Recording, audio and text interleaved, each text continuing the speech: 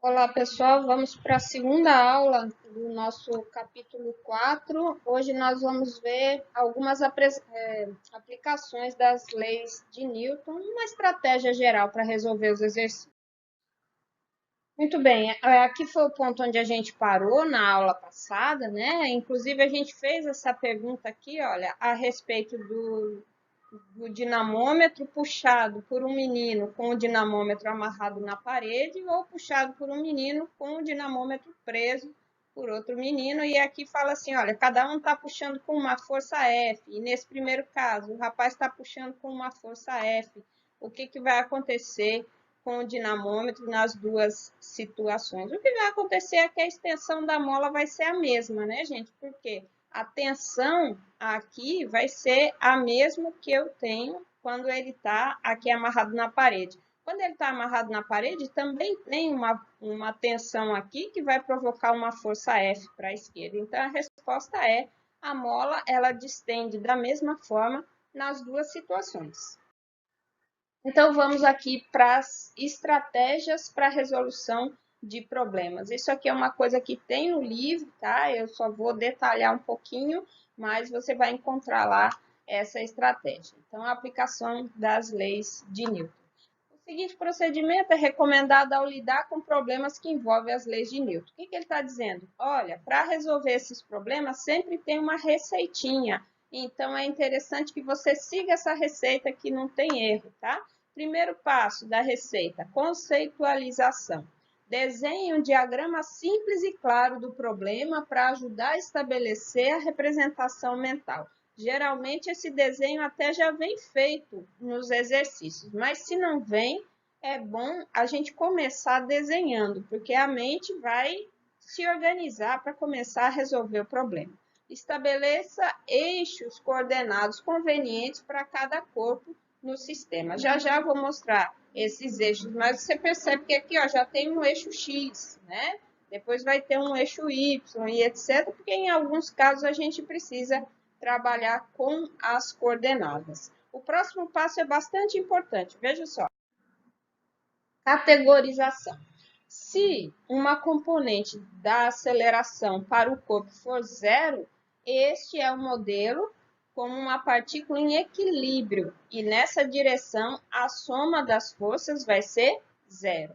Então, você olha, aqui eu coloquei, aliás, o livro, né, coloca um exemplo em que a gente tem o equilíbrio nos dois eixos. Então, esse semáforo está parado. Então, no eixo, na horizontal, no eixo X, a resultante das forças é zero. Na vertical, no eixo Y, a resultante das forças também é zero. Então, eu vou ter essa relação para os dois eixos. Mas ele está dizendo, olha, se a componente da aceleração para um corpo for zero, esse é modelado como uma partícula em equilíbrio nessa direção, ou seja, a somatória das forças é zero. Se não, o corpo é modelado como uma partícula sob uma força resultante nessa direção.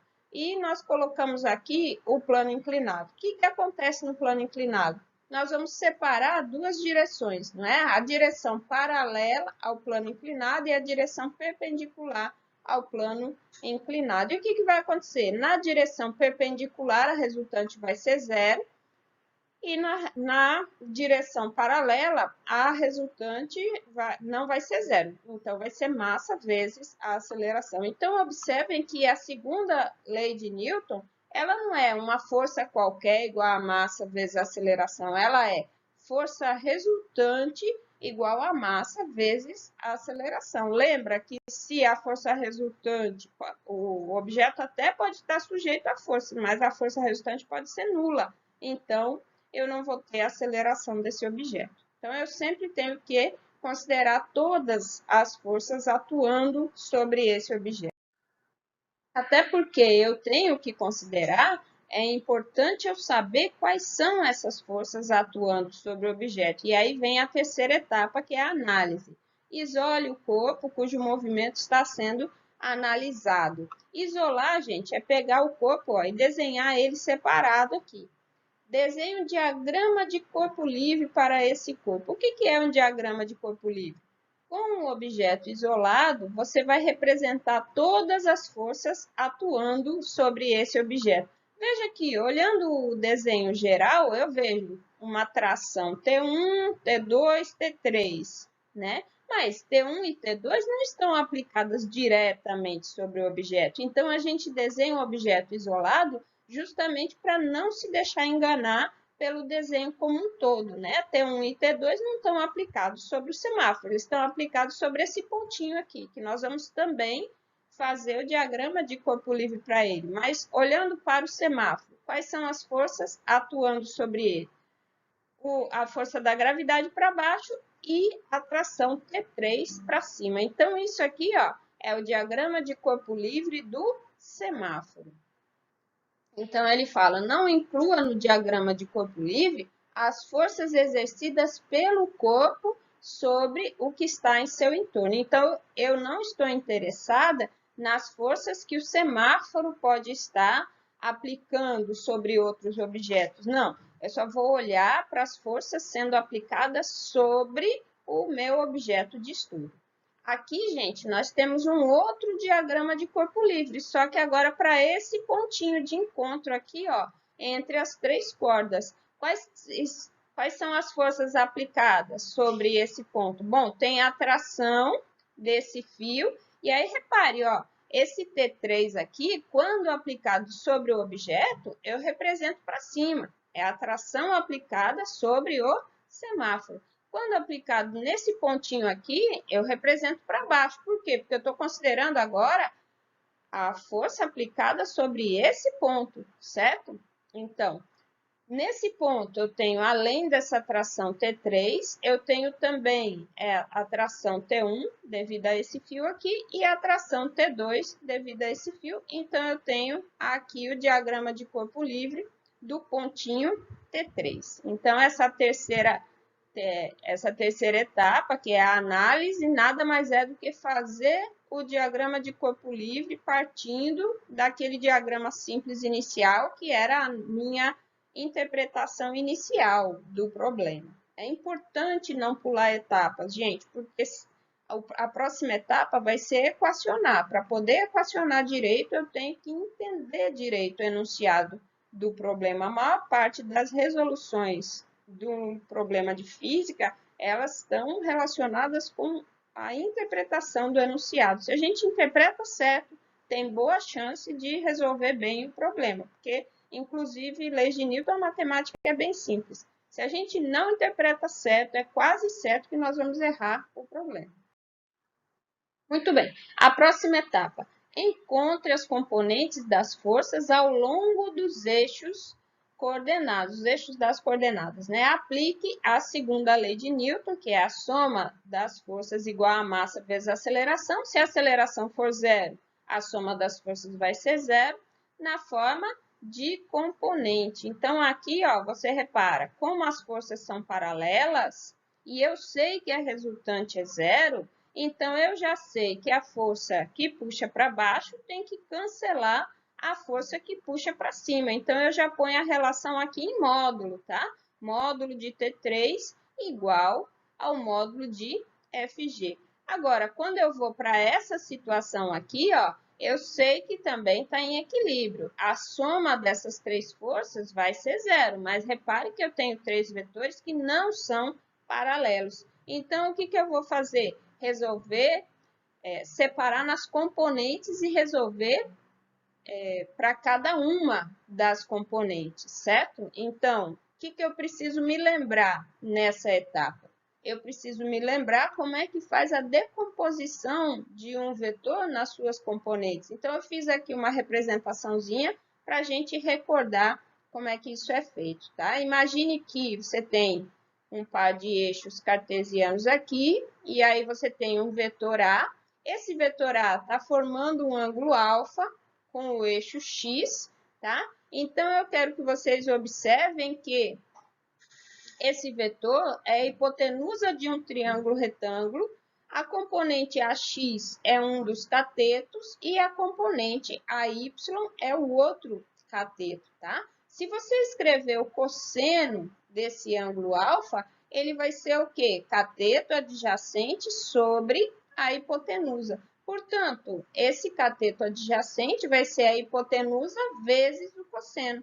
É por isso que a componente x do ângulo, nesse desenho que eu fiz aqui, vai ser A vezes cosseno de alfa. E aí a outra vai ser A vezes seno de alfa.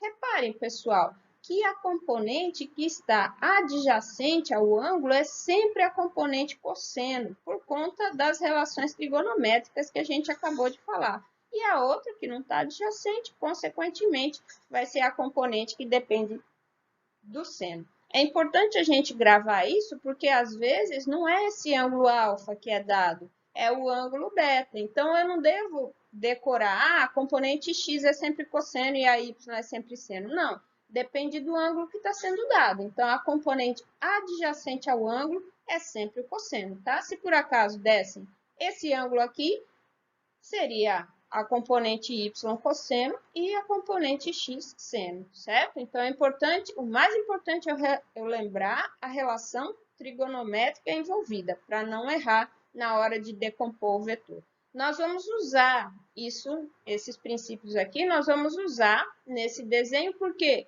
Porque esse T1 eu tenho que decompor em x e y e o T2 também. E você vê que os ângulos aqui estão dados, né?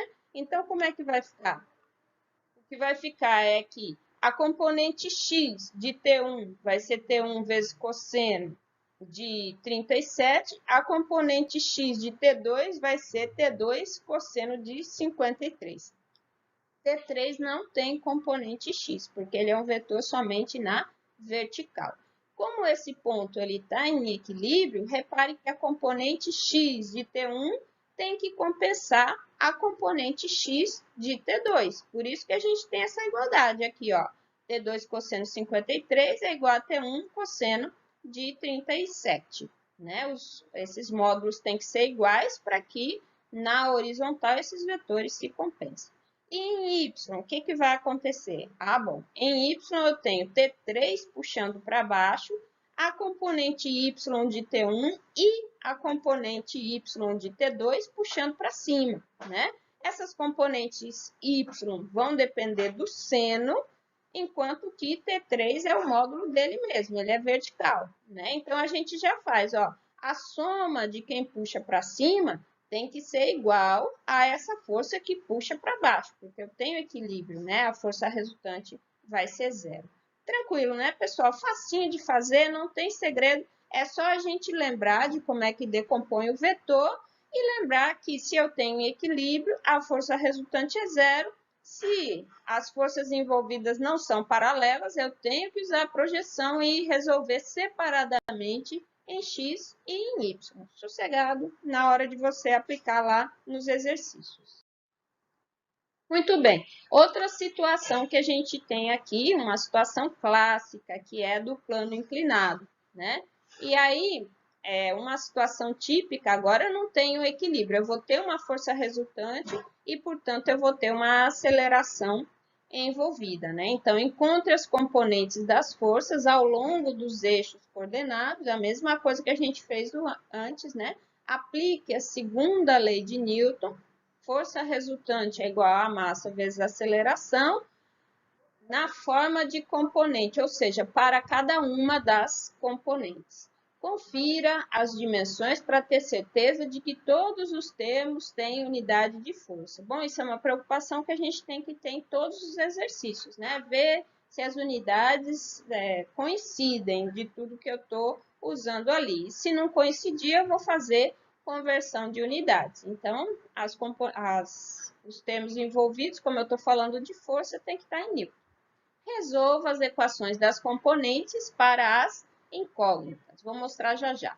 Lembre-se de que, para obter uma solução completa, você, em geral, deve ter tantas equações independentes quanto incógnitas. Nós vamos ver como isso é conseguido aqui. Então, essa situação clássica é muito importante a gente entender a geometria envolvida no plano inclinado. O que acontece? Eu vou ter um plano e o ângulo de inclinação desse plano é esse ângulo θ aqui. Aqui eu já fiz os eixos paralelos e o eixo paralelo e o eixo perpendicular. Tem gente que chama de eixo X, eixo Y, tem gente que chama de paralelo, perpendicular. Fique à vontade para chamar do que você quiser, tá? Eu quero que você observe o seguinte, ó, no momento em que eu fiz esse eixo perpendicular ao plano inclinado, então quer dizer, aqui eu tenho 90 graus, eu defini um triângulo retângulo, né? Então, aqui é a hipotenusa desse triângulo retângulo. Se aqui eu tenho θ e aqui eu tenho 90 graus, necessariamente esse ângulo beta vai ser 90 graus menos θ. Por que isso? Porque a soma dos ângulos internos do triângulo é sempre 180 graus. Isso independe dele ser triângulo retângulo ou não, né? Então, aqui, beta vai ser 90 graus menos θ. Guarda essa informação, porque agora a gente vai representar as forças envolvidas. Então, observe, eu coloquei aqui a força-peso inicialmente. A força-peso é sempre vertical, certo? Então, o que vai acontecer? Como ela é vertical, ela forma um ângulo de 90 graus, aqui com essa linha horizontal, certo? Quando eu faço essa força e essa força forma esse ângulo de 90 com a horizontal, automaticamente a gente definiu aqui, ó, um triângulo retângulo, certo? Então, se aqui é 90 graus, aqui é beta, que é 90 menos θ, necessariamente para a soma dos três ângulos internos desse triângulo retângulo dá 180, esse ângulo aqui tem que ser o quê? Θ, tá? Porque eu vou ter 90 graus menos θ aqui, mais θ, eu tenho 90, mais esse ângulo de 90, 180 graus, os ângulos internos. Então, gente, agora, sabendo que esse ângulo é θ, eu posso tranquilamente projetar essa força-peso na direção vertical ou direção Y, como queira, né? A gente vê que na direção vertical ela vai depender do cosseno, porque veja que é a direção adjacente ao ângulo θ, tá? E na direção paralela ao plano inclinado, então ela vai depender do seno, como a gente representou aqui. Então, eu repeti esse desenho das projeções, tá? Em que a direção adjacente sempre depende do cosseno, então dá para a gente perceber por que que esse desenho está reproduzido aqui, né? Por que que essa componente aqui vai ser a componente cosseno. Por quê? Porque ela está adjacente ao ângulo θ, enquanto a outra componente, que é a componente paralela ao plano inclinado, ela vai depender do seno. Muito bem. Além da força-peso, nós temos também, aplicada sobre esse objeto aqui, a gente tem a força normal. Eu estou pegando um caso em que eu não estou considerando o atrito, certo? Então, eu só vou ter o peso e a normal. Força normal, pessoal, é sempre perpendicular à superfície, tá? Não se iluda, porque força normal não é sempre vertical. Eu vou ter que olhar a superfície, se a superfície não for horizontal, a força normal não vai ser vertical. A regra é, a força normal é sempre perpendicular à superfície. Ela é uma força de reação à compressão que o objeto faz na superfície, por isso que ela é perpendicular à superfície. Agora sim, nós vamos resolver as equações em cada uma das componentes, não é? Então, nessa componente perpendicular ao plano inclinado, tá? Nós vamos ter que a força resultante vai ser zero. Então, a normal tem que ser igual a mg cosseno, tá? Aqui equacionado. N é igual a mg cosseno. Enquanto que na direção paralela ao movimento, eu vou ter só mg seno, tá? Então, a força resultante na direção paralela vai ser mg seno, que é, portanto, massa vezes aceleração. No final, ele vai falar assim, olha, veja que você deve ter tantas equações independentes quanto incógnitas. Então, nesse tipo de problema, eu tenho duas equações, né? Então, necessariamente, eu tenho que ter alguns dados no problema, de modo que eu só tenha duas incógnitas, certo? Senão, eu não consigo resolver o problema. Então, eu sempre tenho que olhar quantos valores eu tenho que determinar no problema? Ok, são 2 valores, eu tenho que conseguir montar 2 equações a partir da interpretação, para poder encontrar esses 2 valores. Pronto, e no final, a quarta etapa da resolução do problema é a finalização, aquela verificação final que a gente faz, né? Ele vai falar, ó, certifique-se de que seus resultados estão consistentes com o diagrama de corpo livre. Quer dizer, você pega a resposta e volta lá no diagrama de corpo livre, tá? Esse aqui é o diagrama de corpo livre para o objeto no plano inclinado. Um detalhe é que nem precisava, para o diagrama de corpo livre, não precisava ter representado as componentes da força, tá? Se eu pedisse, faça o diagrama de corpo livre desse carro aqui no plano inclinado, você faria só a força da gravidade e a normal, representada dessa forma, tá? Não precisaria nem decompor. Foi decomposto só para a gente montar as equações. Ok, então você pega a resposta, volta lá no diagrama de corpo livre e vê se está coerente, está consistente. Verifique também as previsões das suas soluções quanto aos valores extremos das variáveis. Ao fazer isso, muitas vezes você pode detectar erros nos seus resultados. Bom, os valores extremos das variáveis é alguma coisa do tipo, olha, aqui eu tenho que ter, por exemplo, né, a força resultante, ela vai ser mg vezes seno, né? Então, eu pego a massa, multiplico pela gravidade e pelo seno do ângulo, né? Veja que o seno do ângulo, ele tem limite, o seno ele vai de 0 até 1, né? Então, se você encontrar alguma resposta que dá um seno maior que 1, por exemplo, aí está inconsistente. É esse tipo de coisa que a gente verifica, para ver se faz sentido aquela resposta. Tá certo, pessoal? Então, com isso, a estratégia está pronta de resolver esses problemas. É a mesma receitinha sempre para resolver qualquer tipo de problema. Aqui eu já aproveitei para exemplificar esses 2 tipos, mas a gente pode ter muitas outras situações. Eu quero fazer uma observação especial em relação a plano inclinado, por enquanto sem atrito, pessoal. O atrito só vai entrar no próximo capítulo, quando a gente for resolver os exercícios do próximo capítulo. Mas tem uma observação importante sobre o plano inclinado, que às vezes a gente se confunde muito e eu queria discutir agora. E é o seguinte, repare, eu fiz uma simulaçãozinha aqui de um objeto subindo e descendo o plano inclinado. Qual é a confusão que muitas vezes a gente faz? É que necessariamente para um objeto subir um plano inclinado, ele tem que ter uma força empurrando para cima. Às vezes a gente tem um objeto subindo um plano inclinado e não tem força nenhuma aplicada sobre o objeto para cima, tá? Como você está observando aqui. Aí você fala, como assim? Olha, tem essa força sendo aplicada.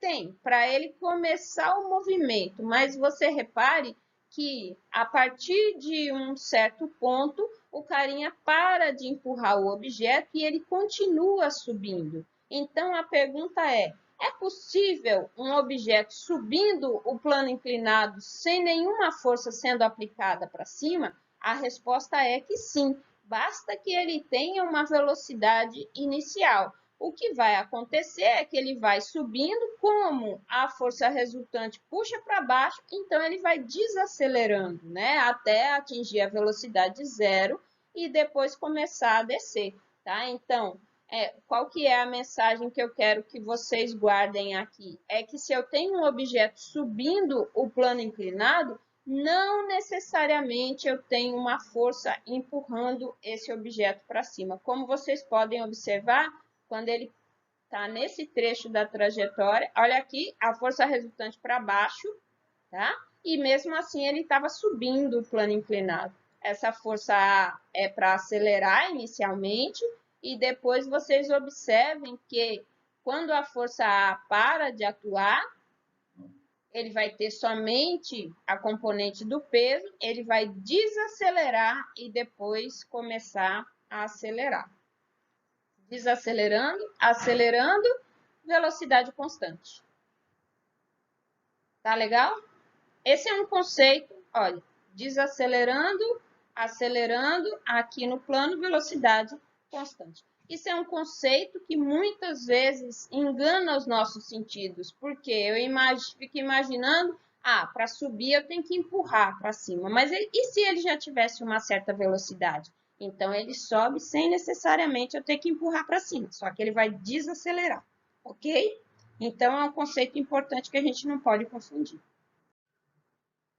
Muito bem, vamos em frente aqui, olha. Essa situação é muito simples. É a situação em que um bloco empurra o outro. Nós vamos seguir exatamente aquela estratégia que a gente viu agora há pouco, tá? Então, eu tenho um bloco com massa M1, um outro com a massa M2. Por enquanto, nós estamos considerando a superfície sem atrito, essa superfície é horizontal, e nós queremos encontrar a aceleração do sistema, por exemplo, tá? O que eu vou fazer? Primeira coisa, o diagrama de corpo livre dos dois objetos. Então, tá aqui, ó, o primeiro bloco, que é o bloco M1, sobre ele, quais são as forças atuando? Essa força F está sendo aplicada diretamente no M1, então ela está representada aqui, tá?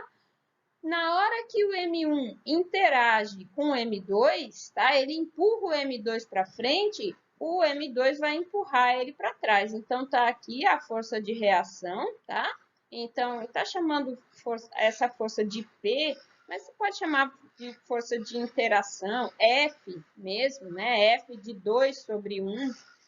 Aí, além disso, eu tenho a gravidade para baixo, que é M1 vezes G, e a normal da superfície sobre o bloco M1, que a gente está chamando de N1. Então, essas são as forças aplicadas sobre o M1, diagrama de corpo livre do M1. Quando eu vou para o diagrama de corpo livre do M2, repare, não aparece a força F. Por que que não? Porque a força F ela está aplicada sobre M1 e não sobre M2. Então, lembra, o diagrama de corpo livre são as forças aplicadas sobre o objeto em questão. Veja como é importante a gente fazer para não se confundir. Quem é que empurra M2? É M1. Então, está aqui, ó, a força de 1 sobre 2. Essa força tem o mesmo módulo dessa força aqui atrás, tá? Então, é a ação de 1 sobre 2. E, além disso, eu tenho peso e a normal, tá? Agora, a gente vai equacionar o problema, certo? Aqui, ó, uma forma simples da gente equacionar o problema é dizer o seguinte, eu vou considerar esse conjunto como um todo e vou dizer que a soma das forças vai provocar a aceleração do conjunto. Por isso que está aqui, ó, a força F aplicada no conjunto, vezes a aceleração, tá? Mas a gente também pode querer determinar... Bom, fazendo isso aqui, se ele der as massas e der o valor de F, a gente já consegue a aceleração. Mas a gente pode também querer determinar essa força de interação entre os objetos. E aí, o que eu vou fazer? Eu vou pegar um dos objetos isoladamente, aqui foi pego somente o objeto 2, tá? E escrever a força resultante sobre esse objeto igual à massa dele vezes a aceleração. Então, na vertical, normal e peso se cancelam, sobra somente a força de 1 sobre 2, que está aqui, P12, igual à massa de 2 vezes a aceleração. E eu uso isso aqui como estratégia para encontrar a força de interação sobre eles. Ok? Outra situação, pessoal, a famosa situação do elevador. Veja, eu tenho sempre para resolver essa questão, eu tenho que olhar se eu tenho força resultante e para onde aponta essa força resultante. Então, vamos olhar para esse problema. Uma pessoa pesa um peixe de massa M em uma balança de mola, uma situação totalmente inusitada, né? E uma balança de mola presa ao teto de um elevador, como ilustrado. Muito bem. Quando o elevador acelera para cima, a balança de mola lê um valor maior do que o peso do peixe. Em que circunstância um elevador acelera para cima, pessoal? Você pode ter o elevador acelerando para cima quando ele está subindo e começando o movimento, tá? Ou então quando ele está descendo, já chegando no andar de baixo em que ele está freando, né? Se ele está descendo e freando, a aceleração vai estar para cima. Se ele está subindo e acelerando, então a aceleração também vai estar para cima. São duas circunstâncias. O elevador pode estar subindo ou descendo para eu ter aceleração para cima. Vai depender, né? Subindo, acelerando ou descendo, freando. Duas situações com aceleração para cima. Ok. Sobre o peixe, olha o diagrama de corpo livre do peixe aqui, ó. Sobre o peixe atuam duas forças. Uma força de campo, que é a gravitacional, e uma força de contato, que é a tração aqui, ó, do gancho, né? Puxando ele para cima. Essas são as duas forças.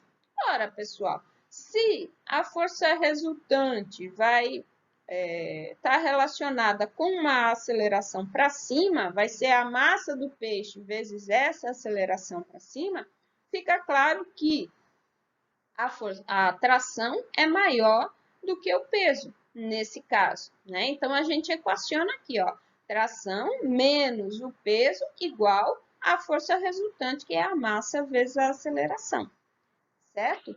Por isso é que ele fala que quando o elevador acelera para cima, a balança de mola lê um valor maior do que o peso do peixe, certo? Então, o valor lido pela balança, ele está relacionado com essa tração aqui, ó. Porque, na verdade, essa tração é que está puxando. Essa balança nada mais é do que um dinamômetro, né, gente? Puxa uma mola que faz movimentar aqui um ponteirozinho. Então, vai ler um valor na balança maior do que o peso real desse peixe. Outra situação, quando o elevador está acelerando para baixo, né? Quais as circunstâncias de um elevador acelerando para baixo? Ele pode, subindo, já está chegando no andar e vai desacelerar, né? Então, ele pode estar subindo, desacelerando com a aceleração para baixo, ou quando, logo que a pessoa começa o movimento de descida, aquele elevador vai acelerar para baixo, né? Então, ele vai ter uma aceleração resultante para baixo, com a velocidade para baixo também aumentando. São duas circunstâncias possíveis para eu ter aceleração para baixo no elevador. Ora, pessoal, essa aceleração está relacionada com uma força resultante para baixo também, né? Significa dizer que das duas forças aplicadas sobre o peixe, está aqui o diagrama de corpo livre dele, se a força resultante é para baixo, significa o quê? Que o peso vai ser maior do que a tração. Está aqui equacionado, né? Peso menos tração igual à força resultante, que é massa vezes a aceleração. Muito bem. Se a tração está relacionado com o que marca na balança, né? Você repare aqui, ó, que a balança vai estar marcando alguma coisa menor do que o peso verdadeiro desse peixe, então, né? Então, em termos de lucro, né? Para um vendedor, seria melhor ele vender o peixe dentro do elevador acelerando para cima, mas para o comprador seria melhor ele comprar o peixe no elevador acelerando para baixo, né? Só que, na verdade, nada disso acontece, né? Você não vai comprar um peixe dentro do elevador. Quando o elevador acelera para baixo, a balança de mola lê um valor menor do que o peso do peixe. Muito bem. Quando um elevador está subindo, logo que você entra no elevador, ele acelera.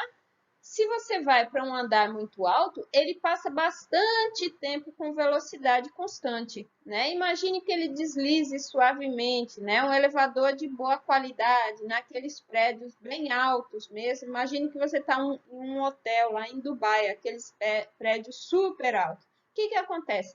Boa parte do tempo o elevador vai ficar com velocidade constante. Ou seja, eu teria aceleração igual a zero e, portanto, nessa situação, a tração seria igual ao peso, ou seja, a balança estaria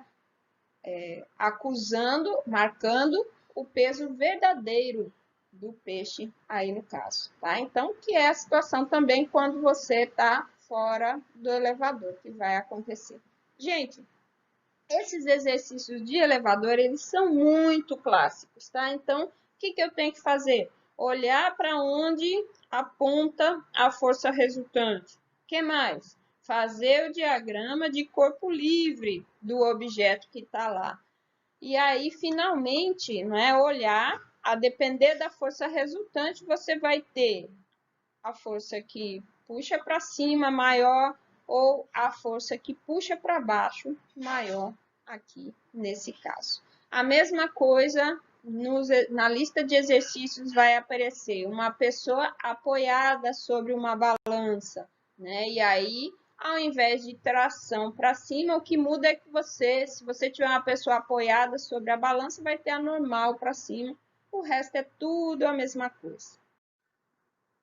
Outro exemplo clássico, que é a máquina de Atwood, nada mais é do que uma polia fixa, tá? E nessa polia fixa você vai ter dois objetos. Se as massas dos objetos forem iguais, eu vou ter equilíbrio, tá? Mas o que pode acontecer é que a massa dos objetos fica diferente. Então, eu vou fazer o diagrama de corpo livre de cada um desses objetos. Tá aqui, ó. O objeto 1, que é a bolinha, né? Aqui a gente está imaginando que a massa do objeto 1 é menor do que a massa do objeto 2. Então, veja, eu vou ter o peso do objeto 1 e a tração aqui. Na polia fixa, gente, para que serve uma polia? Ela serve apenas para mudar a direção da corda, tá? Então, ainda mais quando a gente fala a polia é desprezível. Ela não vai ter massa e, principalmente, ela não vai estar girando. A gente imagina que se a polia precisar girar, eu tenho que estar aplicando uma força sobre a polia, vai ter que ter um torque resultante, tá? Então, eu considero essa polia como desprezível. Não tem massa, não está girando, não tem atrito. E aí, portanto, essa tração da corda desse lado e desse lado vai ser a mesma. Por isso que aqui, ó, no diagrama de corpo livre do corpo 1, tá aqui a tração para cima. Quando eu vou para o corpo 2, tá aqui a corda, né? É a mesma tração, tá? Então, na polia fixa desprezível, eu considero que a tração é a mesma dos dois lados. Lá bem mais para frente, no final desse curso, a gente vai ver o caso da polia não ser desprezível e aí o que vai acontecer? A tração não vai ser a mesma dos dois lados. Por exemplo, a polia tem massa e ela gira. Então, eu vou ter que considerar também esse movimento da polia. Não é o caso aqui agora. Aqui, então, nós temos o diagrama de corpo livre do objeto número 2, tá? Então, peso para baixo, tração para cima. Ok, e aqui foi equacionado, tá? Então, para o objeto 1, tração menos peso. Por quê? Porque eu estou imaginando, ó, esse movimento aqui no sentido horário, né? Aliás, a aceleração acontecendo no sentido horário. O movimento, a velocidade, eu não sei porque o problema não me informa, mas a força resultante atuando aqui para acelerar no sentido horário. Então, a tração vai ser maior que o peso do objeto 1, por isso eu escrevo, ó, na hora de equacionar, o módulo do maior menos o módulo do menor, vai ser igual a massa 1 vezes a aceleração. A aceleração é a mesma nos dois. Para o objeto 2, o peso vai ser maior que a tração. Então, eu faço peso menos tração igual a massa 2 vezes a aceleração. São duas equações, portanto, quantas incógnitas eu posso ter? Duas incógnitas, né? Geralmente, as massas são dadas e é pedida a tração e a aceleração. É um sisteminha de equações que você resolve numa boa. E aqui, gente, acrescentando, isso aqui é um dos exercícios que vai estar na lista de vocês, tá? Qual é a novidade aqui? A novidade é que a gente tem uma polia móvel, tá? Na polia móvel, tipicamente, aqui a gente já fez o diagrama de corpo livre dela, né? Na polia móvel, tipicamente, você tem a vantagem de que se essa polia tem que suportar uma determinada carga, tá? Então, os dois braços que vão estar aqui da corda nessa polia, eles vão ter também a mesma atração, porque, de novo, eu estou considerando, né, a polia sem massa, sem atrito e etc. Mas essas duas forças aplicadas vão ser iguais à força aqui de baixo.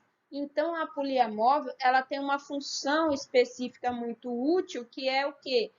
Ajudar a gente a erguer objetos, reduzindo a carga desses objetos. Quer ver? Ó, repare, nesse exercício que vai acontecer. Nós temos todas essas trações aqui e, se eu não me engano, é dada a massa desse bloco que está sendo suspenso e ele pede para calcular todas as trações. Veja que eu fiz os diagramas de corpo livre de cada um dos objetos envolvido nesse problema. E a gente começa justamente por esse bloquinho aqui, ó. Sobre o bloco, eu vou ter peso para baixo e a tração T5 puxando para cima, né? Como está todo mundo em equilíbrio, depois no enunciado do exercício você vai ver, como está todo mundo em equilíbrio, então o peso mg tem que ser igual à tração T5, tá? Então, logo de cara, você determinou o valor de T5. Aí, eu vou para o diagrama de corpo livre da polia móvel. O que eu tenho aqui? Puxando para baixo, T5. Puxando para cima, T2 e T3. Nós já sabemos de cara que T2 vai ser igual a T3 porque é a mesma corda, certo? Então, T2 mais T3 tem que compensar T5 que vai estar aqui para baixo. Beleza? Então, isso que eu falei, ó, que T2 e T3 individualmente vão ser metade do peso do bloco, né? Que equivale a T5 aqui. Beleza. Como é a mesma corda, tá? Então, a gente já sabe de cara, gente, que esse T3 aqui, ó, ele vai ser igual a T1. Ok? E aqui a gente tem o diagrama de corpo livre da polia fixa. Então, o que acontece? T3 e T1 a gente já sabe que são iguais, né? Mas sobre a polia fixa, nós temos mais forças sendo aplicadas. A gente tem T2, que é igual a T3, que é igual a T1, né? E a gente tem T4, né? Que é da haste, que está suportando aqui a polia fixa. Então, sabendo que T1 é igual a T2, que é igual a T3, você já calcula o valor de T4 e estão determinadas todas as trações envolvidas nesse problema. Voltando, eu quero insistir. Se a gente tivesse somente a polia fixa aqui, tá? Eu teria essa mão segurando o objeto e um objeto pendurado aqui do outro lado. A mão estaria suportando o peso todo do objeto. Como a gente colocou uma polia móvel, o que vai acontecer? A mão vai ter que suportar apenas a metade do peso do objeto, tá? Porque a polia móvel tem essa propriedade de reduzir a força necessária para a gente levantar os corpos, tá? Por isso que é bastante usado, por exemplo, em construção civil, essa estratégia. Com isso, a gente finaliza essa aula. Ficou um pouquinho mais comprida, mas foi só para fechar o capítulo, tá? O capítulo 5 também é sobre aplicações das leis de Newton, tá? Então, a gente prossegue na próxima. Até lá!